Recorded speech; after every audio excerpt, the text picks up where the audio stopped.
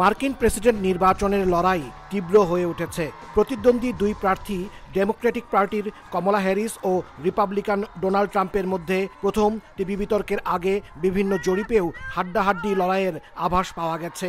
স্থানীয় সময় মঙ্গলবার রাতে ফিলাডেলফিয়ার বিতর্কের মঞ্চে মুখোমুখি হচ্ছেন ট্রাম্প কমলা। এর আগে নিউ ইয়র্ক টাইমস ও সিয়েনা কলেজ একটি জরিপের ফল প্রকাশ করেছে।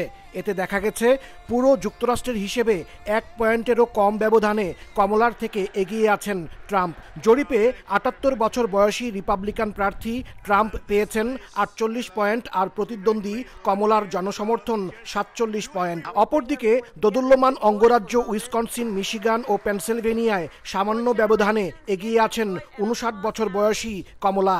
আর নির্বাচনের ফল যে কোনো পক্ষে যেতে পারে এমন দোদুল্যমান অঙ্গরাজ্য নেভাদা, জর্জিয়া, নর্থ ক্যারোলাইনা ও অ্যারিজোনায় দুজনের অবস্থান সমান সমান।